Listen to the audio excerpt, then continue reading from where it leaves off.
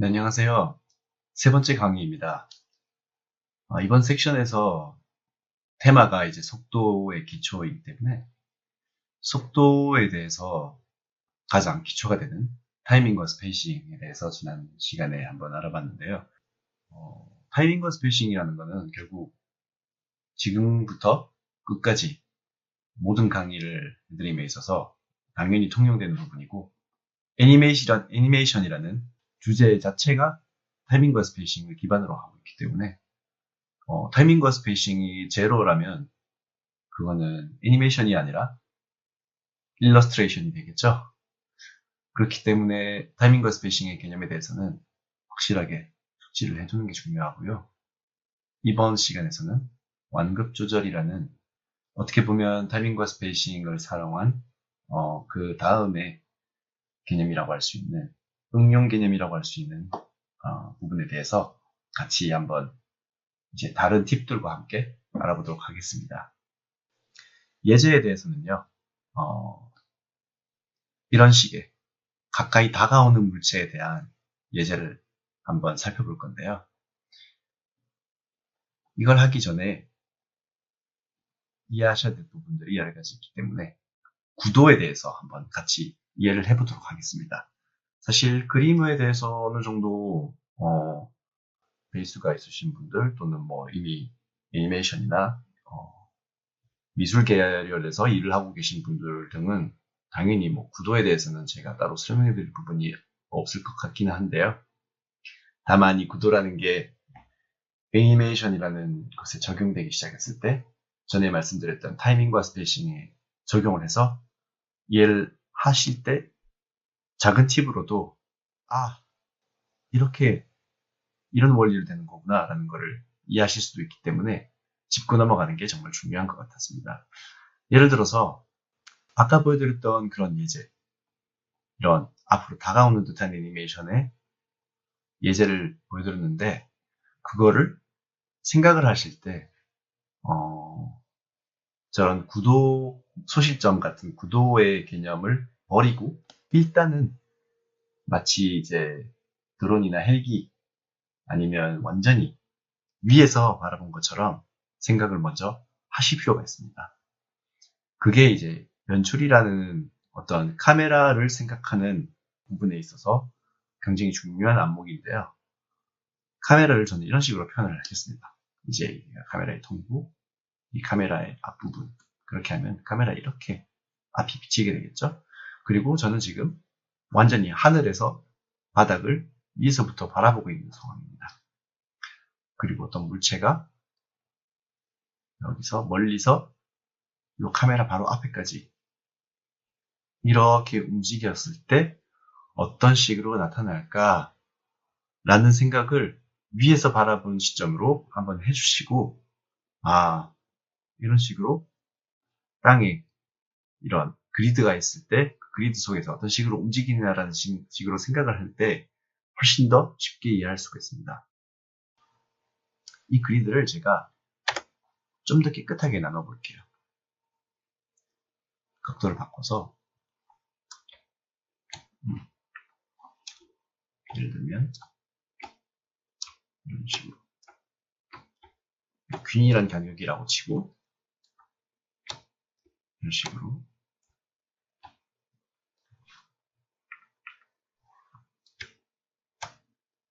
정사각형이라고 생각하고 나눴습니다. 그러면 여기서 여기까지 이 빨간 공이 앞으로 나아갈 때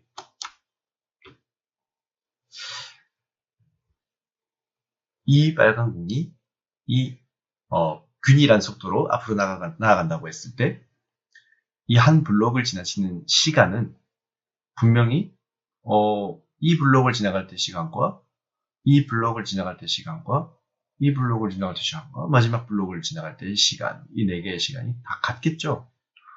여기서 여기까지 1초가 걸렸다면 그러면은 여기는 4분의 1초 이렇게 생각을 할 수 있습니다. 그런데 분명히 거리가 같고 속도도 같기 때문에 똑같이 나눠져 있는데 그러면 제가 구도를 카메라에서 본 것처럼 그렸을 때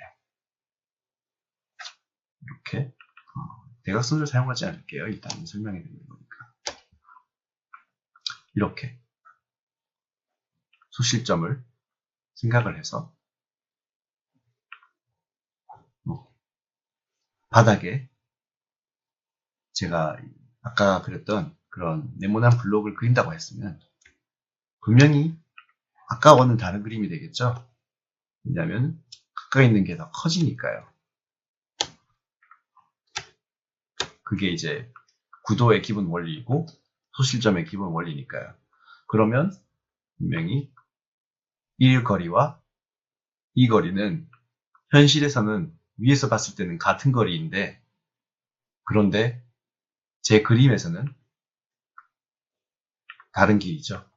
이 길이와 이 길이와 이 길이는 다릅니다. 분명히. 이거를 좀 더 이제 수학적으로 제가 눈대중으로 그리지 않고 설명을 위해서 정말 규칙을 끝까지 지켜주는 식으로 그림을 그리자면, 우선 한 칸에 해당하는 네모를 그려줄 겁니다. 이게 이제 한 칸이라고 보고요.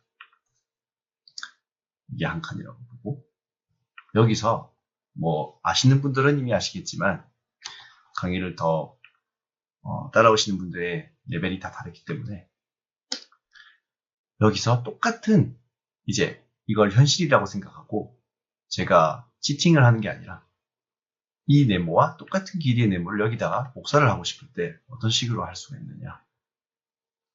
여러 가지 방법이 있는데 저는 그냥 간단하게 요 길이의 반을 대각선이 지나간다.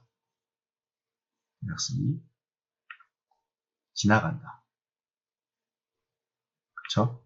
여기 반을 대각선이 지나간다라고 했을 때 닿는 부분, 여기가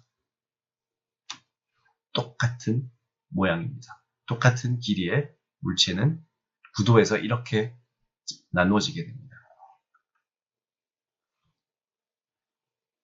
이렇게 되죠. 급격하게 길이가 짧아지시는 게 보이죠? 이게 야급수적이기 때문에 사실은 절대로 그냥 조금씩 반씩 작아진다든가 이런 식으로 생각을 하시면 안 되기 때문에 이런 원리를 미리 가르쳐 드리는 겁니다. 이런 식으로 나누다 보면 그 이후에는 이제 제가 손으로 그리기 힘들 정도로 잘게 나눠지는 걸 보실 수 있죠.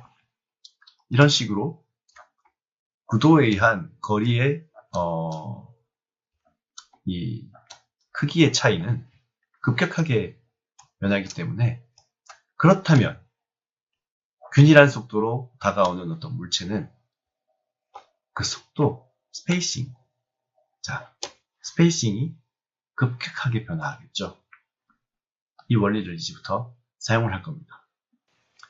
균일하게 움직였던 물체는 예를 들어서 똑같이 지난 강의처럼 제대로 된 인체와 보디 메카닉을 가지고 있는 그런 캐릭터를 처음에는 사용하지 않고, 예를 들면 이제 구체도 괜찮긴 하지만 저는 예를 들면 다리만 있는 뭐 이런 캐릭터를 한번 사용을 해보도록 하겠습니다. 달리는 모션이라는 걸 일단 설명을 해드리고 싶으니까요. 그 캐릭터가 저희 앞에 이제 가장 큰 곳에 여기 서 있을 때 어떤 식으로 나타나느냐. 크기가 뭐 어림잡아서, 이거는 제가 이제 선택하는 거니까 어림잡아서 이 정도 된다고 칩시다. 네. 이 정도 되는 크기의 캐릭터가 키가 딱 이 정도고 서 있는 부분이 여기니까 높이는 제 그림상에서 여기를 기준으로 이 정도 높이라고 할 수 있겠죠. 거기서 저는 소실점을 사용해서 이렇게 줄을 꺼줄 겁니다. 그러면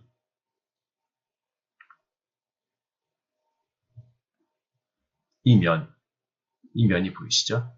이 면은 이 캐릭터가 앞으로 달려 나올 때 사용하게 될 기준의 면입니다.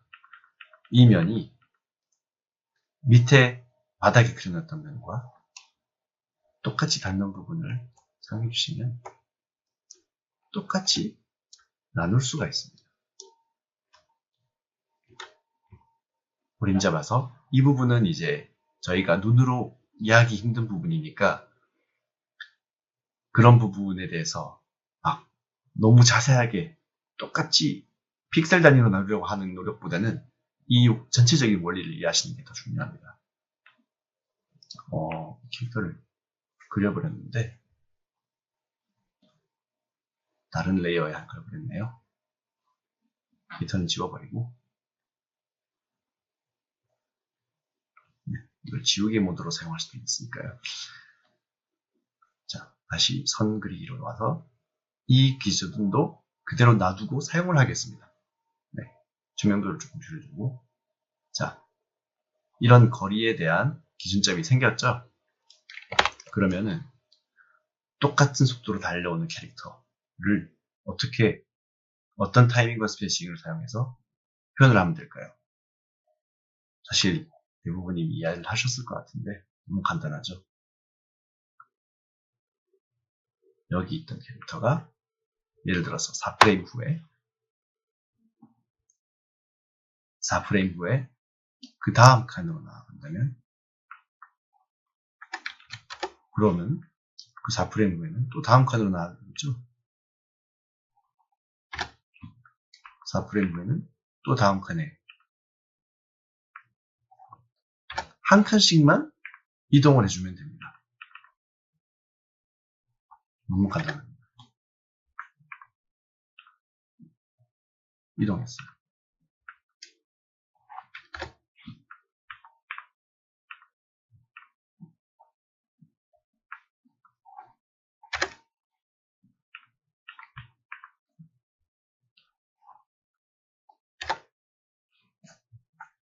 이 다음에는 이제 일로 이동했는데 제가 이 연장선을 그려놓지 않았기 때문에 있다고 가정을 하고 저희 바로 앞까지 다가오는 모습이고요.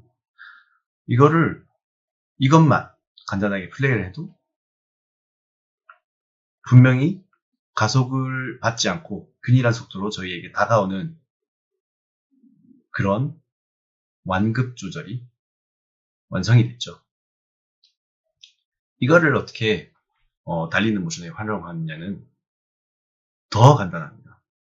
이미 이 스페이싱이 다 잡혀 있는데 달린다는 모션은 사실 워킹보다 훨씬 더 저는 쉽다고 생각하거든요. 보통 이제 고급 애니메이션을 배우기 전에 기초 단계에서 수없이 많이 연습해야 되는 게 워킹인데 워킹이 왜 어렵냐면 너무나 미세한 중심의 이동이나 몸의 움직임, 그런 보디 메카닉이 다 들어가 있는 게 워킹이고 걷는 움직임은 넘어짐의 연속이라고도 하죠. 그런 정말 조금 더 고급적이고 오랫동안 살펴봐야 되는 그런 요소가 많이 있기 때문에 달리는 모션은 사실 정말 간단합니다. 달리는 모션의 포징은 이 왼발이 앞으로 있을 때 왼발인지 모르겠네요. 이렇게 왼발이 앞에 있을 때와 반대로 오른발이 앞에 있을 때 이제 땅에 닿는 모션을 얘기하는 거죠. 그 두 개와 마지막으로 캐릭터가 공중에 떠 있을 때 달린다라는 개념의 걷는 개념과 차이점은 두 발이 모두 공중에 뜬다라는 개념이거든요. 그렇기 때문에 한 발이 닿고 한 발이 뜨고 두 발이 모두 공중에 뜨고 그 다음 발이 땅에 닿고 이것만 지켜주시면 그거는 달리는 모션이 됩니다. 그러면 아까 전에 제가 잡아놨던 첫 번째 포즈에서 이 캐릭터는 제가 팔이 없다고 했으니까 자 왼발을 땅에 닿았습니다. 그리고 조금 이제 빨리 달리는 다다다다 하는 움직임을 주시기 때문에 4프레임 만에 이미 오른발이 닿았죠. 여기는 왼발이 이 다음에는 오른발이 왼발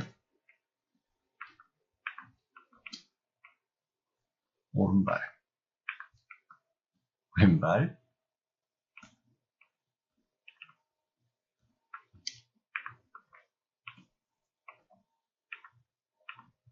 왼발, 이렇게.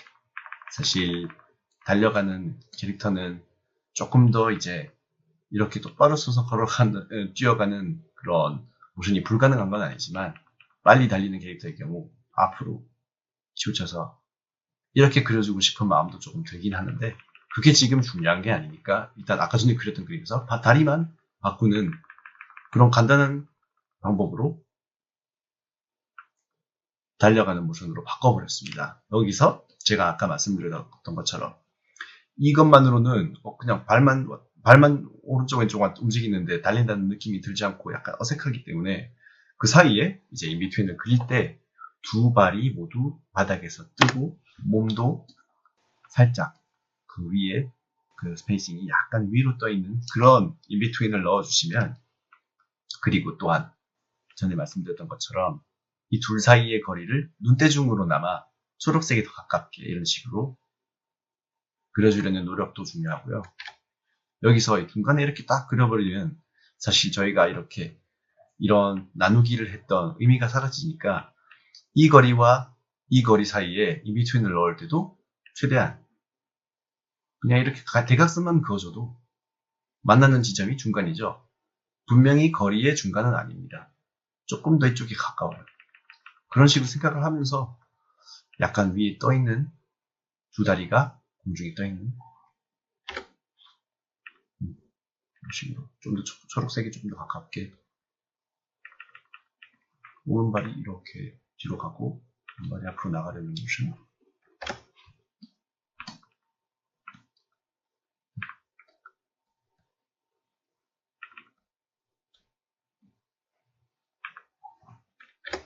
왼발이 닿고 왼발은 뒤로 가고 왼발이 앞으로 나오려는 모션.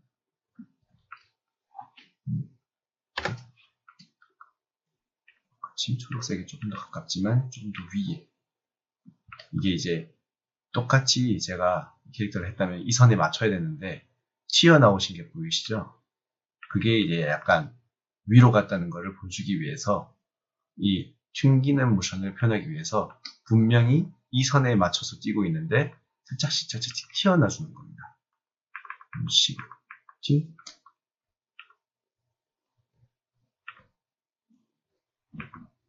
정말 간단하게 그림을 그리고 있는데도 결국 달리는 모션의 가장 중점 포인트는 제가 그리고 있는 이 부분들이기 때문에 너무 복잡하게 생각하시지 않는 걸 위해서라도 이런 간단한 그림이 훨씬 더 도움이 되실 겁니다. 여기서는 이제 그 사이에 그 모션을 넣어줄게요. 네, 넣어주고요. 사실 이제 나중에 강조를 어떻게 더 강조하고 싶다. 너무 아직도 규칙은 다 지켰지만 수줍다 하는 부분에 대해서 강조할 때 어떻게 하는지는 좀 이따가 보도록 하고요.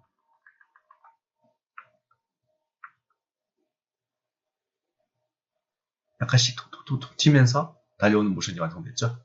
팔의 움직임이 없기 때문에 저희가 보기에 사실 잘 얘가 뛰고 있는 게 맞나 하는 움직임이 좀 될 수도 있긴 한데, 이게 팔을 휘젓는 움직임이 같이 가주게 되면은 훨씬 더 이해를 하기가 쉽겠죠. 자, 이렇게 달려와서 저희를 지나치는 움직임까지, 균일하게 움직이면서 지나치는 움직임까지 일단 완성이 됐습니다. 그러면 여기서 사실 속도감이 느껴지시나요? 균일한 속도, 그리고 다가오는 속도까지는 느껴지시죠? 근데 저희가 원하는 거는 여기서 돌풍이 저희한테 불어올 것 같이 너무나 빨리 달려오는 그 속도감을 표현을 하고 과장을 하고 싶은 거잖아요. 자, 그 부분은 나중에 과장을 어떻게 하느냐에 대해서 알아보고요. 일단 한 가지 더, 제가 지금 균일한 속도로 저희를 지나치는 캐릭터를 그렸는데 이게 제가 처음 설명하고 싶었던 거리에 의한 완급 조절입니다. 아까 전에 제가 위에서 본 것처럼 먼저 상상을 하시라고 말씀을 드렸는데요. 이렇게 하늘에서 본 것처럼 캐릭터가 앞으로 가는 것을 상상했을 때 이 거리가 완전히 균일하다면 그냥 이렇게 지나쳐서 지나가는 모션을 방금 설명해 드렸는데 이 캐릭터가 완전히 이렇게 균일한 속도로 달리다가 갑자기 카메라 앞에서 감속을 합니다. 균일한 속도로 달리다가 휴 감속을 해요. 그렇게 했을 때는 어떻게 표현을 해야 되느냐? 제가 처음에 이렇게 만들어 드렸던 이 예제에서는 갑자기 브레이크를 딱 걸어서 이렇게 멈추죠. 이런 움직임의 경우에는 사실 제가 따로 설명해 드릴 필요도 없습니다. 이 구도만 잘 지켜주세요. 예시를 보여드리도록 하겠습니다. 이 포즈, 예를 들면 뭐 여기서 앞으로는 감속을 하면서 카메라 앞에서 멈추게 하고 싶다. 그러면 여기서는 너무 과학적으로 생각하지 마세요. 라이트 테이블을 키면 초록색이 마지막 포즈고요. 여기서부터는 이 선과 이 선 사이에 캐릭터의 크기를 점점 커지는 방향으로 지켜주면서 무조건 일단 다가오는 방향이 바뀌지 않고 더 멀어지는 게 아닌 이상 캐릭터가 작아지면 절대로 안 됩니다. 캐릭터는 무조건 저희 쪽으로 오고 있는 이상 계속 커져야 돼요. 대신 그 커져가는 그 속도의 페이스를 줄여주고 스페이싱도 줄여주세요. 어떤 의미냐? 이 캐릭터가 크기가 이 정도가 될 때까지 계속 커질 겁니다. 크기는 커지되 이 선에서의 자기의 스페이싱은 계속 늘어나만 났죠. 그런데 갑자기 다시 이렇게 급격하게 줄여줄 겁니다. 이런 식으로.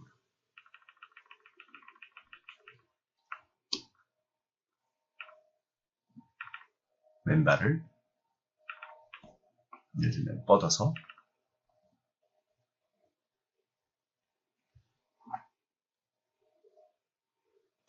키프레임으로 잡을게요. 일단 4프레임식으로 왼발이 착지를 하자마자 절대로 이전 그림과 비교했을 때 작아지면 안 됩니다. 이런 트랜스폼 툴을 사용해주셔도 되는데 저는 추천해드리지 않지만 이렇게 러프 잡으실 때는 이런 트랜스폼 툴을 사용하셔도 됩니다.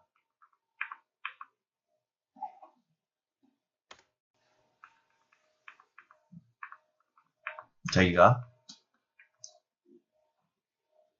이 툴을 사용하실 때 제가 말씀을 안 드린 게 바꾸고 싶은 그 모양이나 이런 방향이나 크기를 먼저 조절하신 다음에 원하시는 모양이 나왔을 때는 그냥 이 자리를 뜨시면 안 되고 엔터를 눌러주셔야 적용이 되는 거고요.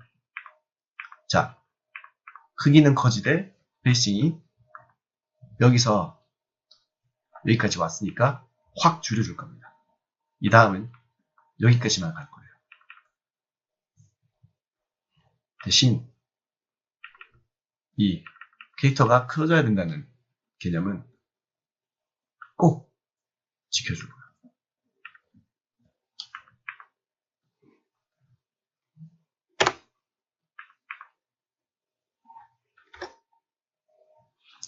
여기서 너무 앞으로 기울였는데 이렇게 마지막 스페이싱은 정말 가깝게 하되 캐릭터가 위로나 밑으로나 커지게 조금이나마 저희와 가까워졌기 때문에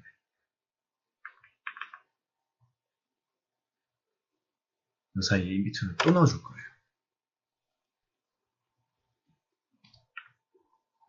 감속이라는 느낌을 주기 위해서 이미지가 몇 개는 필요하기 때문에 자, 그 전에 있던 것들과 맞춰주기 위해서 프레임 레이트를 2까지 인비트윈을 넣어줄 거고요.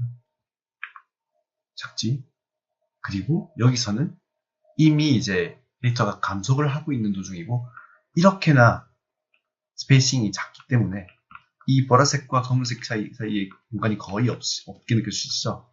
이렇게 스페이싱이 작을 때는 엑스포지션이 이렇게 4까지 가도 전혀 위화감이 없을 때도 있습니다.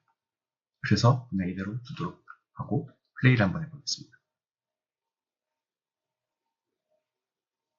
약간 점프를 해서 사뿐히 착지하는 듯한 느낌이 들고, 아까처럼 제가 전에 만들었던 그 예제처럼 슬라이딩을 하는 모션은 아니지만 분명히 저희 쪽으로 다가오다가 감속을 했죠.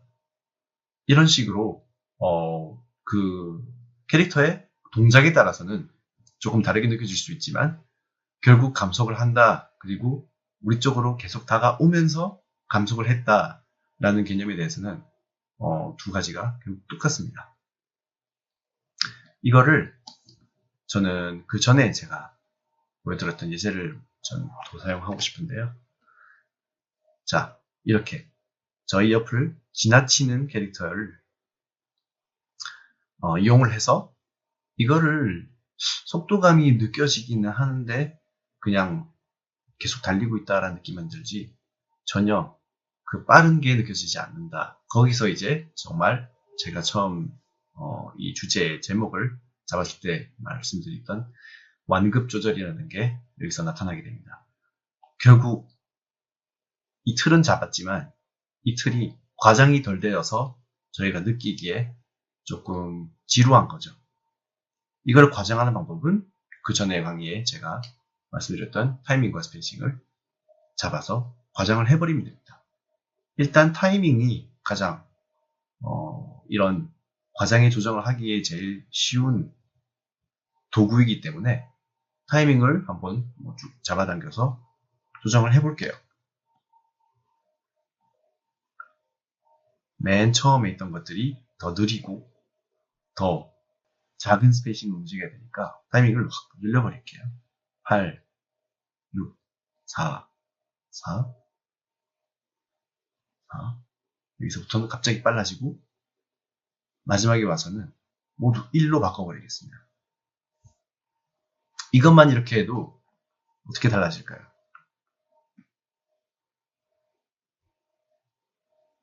굉장한 가속도가 붙었죠. 사실 이게 캐릭터가 느리게 뛰다가 빨리 뛰는 게 아니냐라는 느낌을 받을 수 있는데 결국 제가 구도를 얼마나 과장해서 그렸냐의 그 차이뿐이기 때문에 굳이 바닥에 이렇게 그리드를 그리지 않고 그냥 어떤 배경이 그려져 있고 캐릭터가 이런 식으로 다가올 때 멀리 있을 때 더 느리게 움직이고 가까이 있을 때 더 빨리 움직인다라는 이 규칙을 지켜주시기만 하면 결국 아무리 과장을 해도 절대 어색해지지는 않을 겁니다. 왜냐하면은 어색해지게 하는 방법은 그 반대겠죠. 분명히 여기 있는 익스포지션이 모두 아까처럼 느린 익스포지션에서 빠른 익스포지션으로 가야 되는데 뭐 중간에 갑자기 여기 4, 6이 있다던가 빨라졌다가 느려졌다던가 그게 이제 캐릭터의 어떤 액션이 그런 액션이 아니라 그냥 실수로 그렇게 조절을 한 경우 이런 식으로 가다가 말다가 하는 이런 이도저도 아닌 애니메이션이 되겠죠. 이런 애니메이션의 경우 결국 그런 의도가 어떤 특별한 의도가 있었다고 하더라도 지금 제가 이렇게 보기에는 그냥 실수한 애니메이션이다 이런 느낌인 거고 실수했거나 아니면은 실패가 약간 있는 애니메이션이다라는 느낌을 받게 되는 거고 그 속도감을 주기엔 실패한 거죠. 왜냐면은 분명히 멀리 있을 때 더 작게 움직여야 하는 게 저희 눈이 느끼기에 가장 자연스러운 원리이기 때문에 대신에 그 원리를 지키는 선에서 그거를 아무리 많이 강조를 하고 더 과장을 하더라도 결국 그거는 저희가 쉽게 받아들이고 오히려 더 정말 빨라지는 어떤 쾌감이 있다라고 더 좋게 느끼게 되는 거죠. 아까보다 오히려 더 과장을 해서 한번 이렇게 들려서 그 사이에 제가 인비트윈을 넣어줄게요. 이제 멀리 있는 건 사실 이렇게 잘 보이지도 않지만,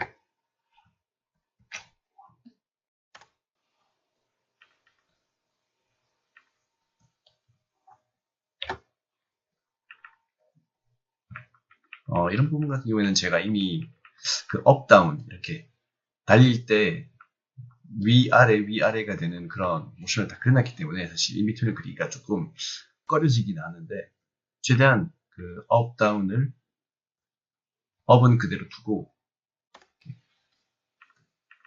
너무 어색하지 않게, 저는 지금 과장에 대해서 어떤 스페이싱이나 이런 부분에 대해서 설명을 해드리고 싶은 거기 때문에 약간 달리는 모션을 약간 깨더라도 이렇게 진행을 해보도록 하겠습니다.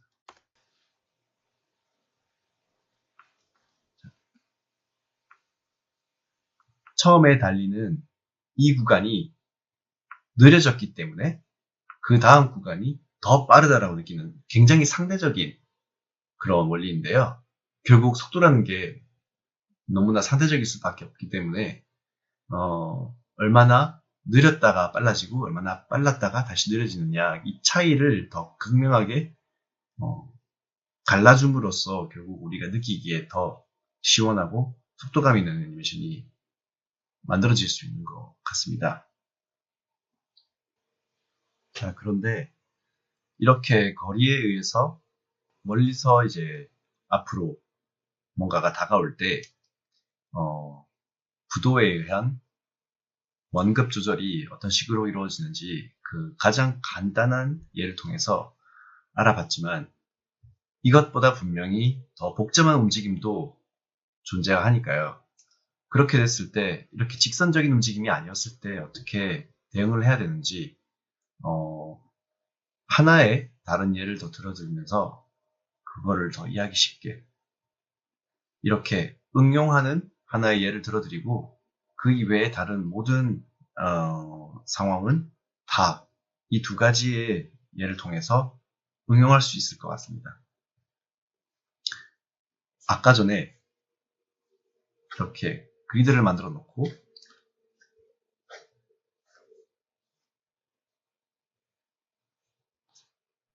예를 들면은 일정한 속도로 이렇게 캐릭터가 이동한다고 했었는데, 예를 들면은 이렇게 직선적인 움직임이 아니라, 이건 솔직히 저희가 이제 아까 전에 도형을 수학하듯이 이렇게 그려놓고 길이를 나누고 거기에 맞춰서 딱딱 맞는 자리에 그 포징을 그려주기만 했으면, 스페이스만 잘 지켜주면 이렇게 정확하게 규칙에 따라서 속도감이 완성이 됐었는데,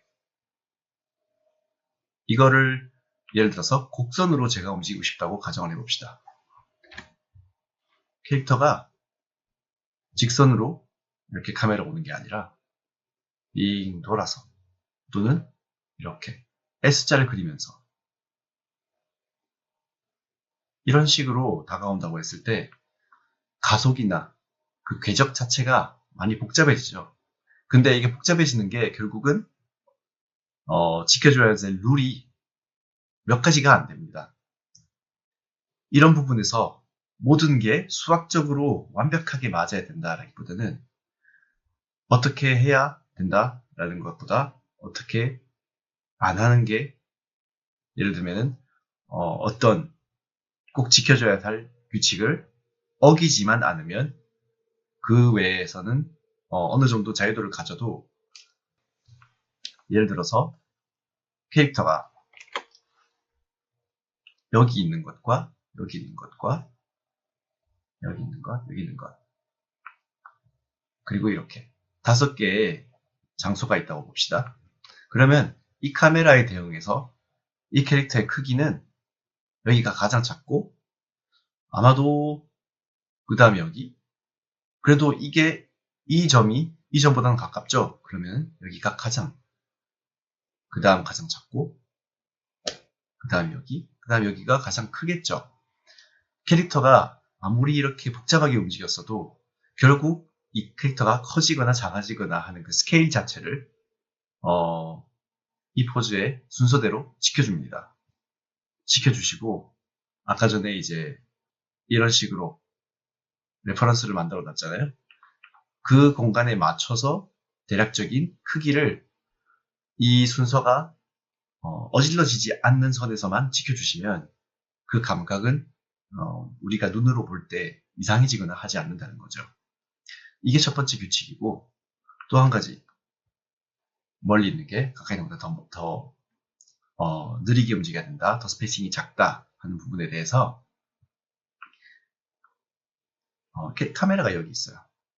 이렇게 있는데 이게 카메라가 보는 각도라고 칩시다. 그러면 이 움직임이 아까는 정확히 이 방향으로만 움직였지만 이제는 이 방향으로도 움직이죠. 거의 대각선으로 움직이는 거라고 보시면 될 텐데, 이 방향으로 움직이는 거에 대해서는 움직이면 움직일수록 가속되거나 감속되는 게 카메라에 대응해서는 전혀 없습니다. 왜냐하면 정면으로 봤을 때 그냥 가로선일 뿐이니까요. 가로 방향이고 이 방향과 완전히 직각의 방향이기 때문에 캐릭터가 일로 움직이고 일로 움직이고 이렇게 움직이는 거는 전혀 가속과 감속에 영향이 없죠. 그렇기 때문에 이렇게 가던 캐릭터가 갑자기 꺾어서 대각선으로 가게 되면 속도가 올라갑니다. 속도가 올라가고 카메라에서 봤을 때는 이 지점에서 다시 느려지겠죠. 그리고는 이렇게 갈 때 다시 빨라지고 또 여기서 느려지고 여기서 또 갑자기 이제는 가까워짐과 동시에 다시 이 대각선이 나타나기 때문에 더 빨라지겠죠. 그런 빠름, 느림, 빠름, 느림, 빠름, 이걸 지켜주면서 이 빠른 부분이 그래도 이 빠른 부분보다는 느리고 이 빠른 부분도 이 빠른 부분보다는 느리고, 이런 멀리 있는 것과 가까이 있는 것의 차이, 그리고 이 곡선의 어느 부분에 해당하느냐에 따라서 카메라 각도와의 차이, 이런 것들을 딱 세 가지 정도만 지켜주시면 이제 그 캐릭터의 크기와 이 속도 세 가지만 지켜주시면 거기서부터는 완벽하게 물리적으로 딱 맞는 계산이 아니더라도 우리가 눈으로 봤을 때 전혀 위화감이 없는 그런 애니메이션이 만들어질 겁니다. 아무래도 이렇게 제가 말로만 하는 것과 실제로 빠르게나마 보여드리는 것과는 차이가 있으니까 정말 간단한 도형을 통해서 정말 그냥 이런 점 하나를 통해서라도 한번 빠르게 보여드리도록 할게요. 여기서는 제가 저의 S자 궤도를 미리 설정을 해야겠네요. 이런 바닥이나 어떤 납작한 면적을 통해서 자신과 이제 지평선이 해당되는 그 눈높이의 지평선에 해당되는 그런 표면을 가상으로나마 생성을 하면서 캐릭터가 지나가는 부위를 이런 식으로 미리 설정을 해주고 생각을 해두는 게 사실 크게 도움이 됩니다. 예를 들어서 제가 S자를 정확하게 딱 S자를 그리고 싶은데 그 S자는 이렇게 생긴 S자는 아마 아닐 거예요. 왜냐면은 멀리 있는 게 가까이 있는 것보다 훨씬 더 작게 돌 테니까요. 이렇게. 이쪽으로 먼저 갈까요? 카메라 각도상. 자, 이렇게 간다고 칩시다.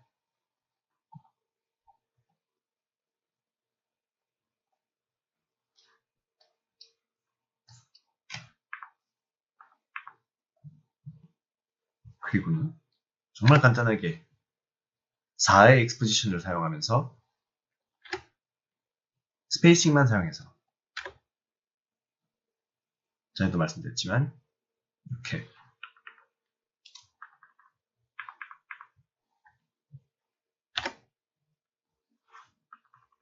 점점 커져야겠죠.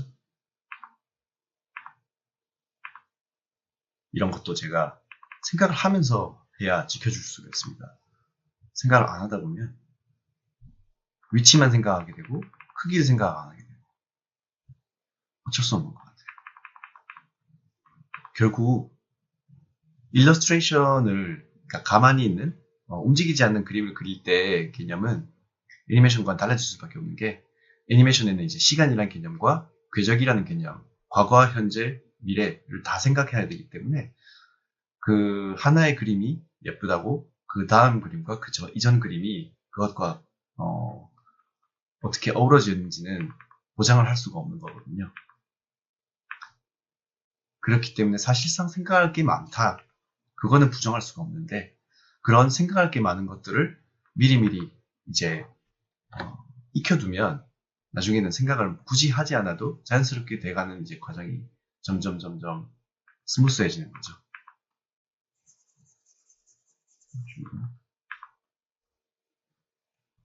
이제 이 방향에서 곡선으로 돌아왔기 때문에 더 빨라야 할 것 같지만 오히려 더 느리게 가게 했습니다.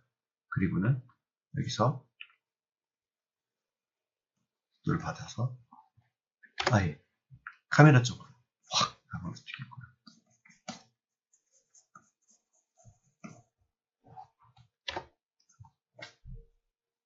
이런 식으로.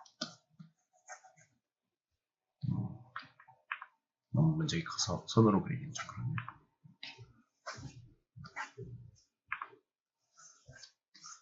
카메라에 와서 부딪히듯이.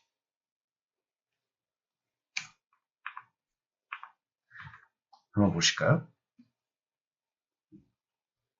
분명히 이 곡선을 따라가면서 빨라졌다가 느려졌다가 다시 느려졌다가 다시 우리를 향해서 빨라졌죠. 이런 과정들을 제가 만약에 캐릭터의 크기를 제대로 안 지켜주면서 했다면 이 캐릭터가 분명히 나에게 가까워졌는데 또는 이 캐릭터가 분명히 이쪽으로 다가오고 있는데 왜 다시 작아지지? 라는 정말 우리가 이제 뇌가 이해하지 못하는 상황이 생기면 애니메이션이 자연스럽지 않은 것이고 그걸 크기를 커지는 방향으로만 잘 지켜주면 제가 지금 계산까지 해서 이렇게 제대로 수학적으로 딱 맞는 크기를 재주지 않았지만 그래도 이거는 부자연스럽다라는 느낌을 받지 않을 정도로 규칙을 지켰기 때문에 그까지는 제 자유도인 거죠.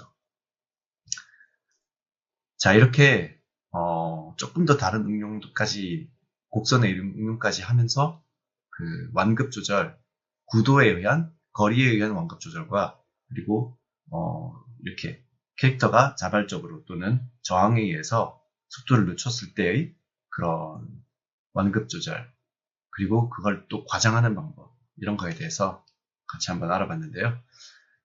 전에 봤던 스페이싱 타이밍 그리고 그걸 활용한 이런 완급 조절 이 모든 것들이 결국 앞으로의 강의에도 다 활용될 것이기 때문에 최대한 제대로 이해하고 넘어가셨길 바라면서 다음 강의에서 뵙겠습니다.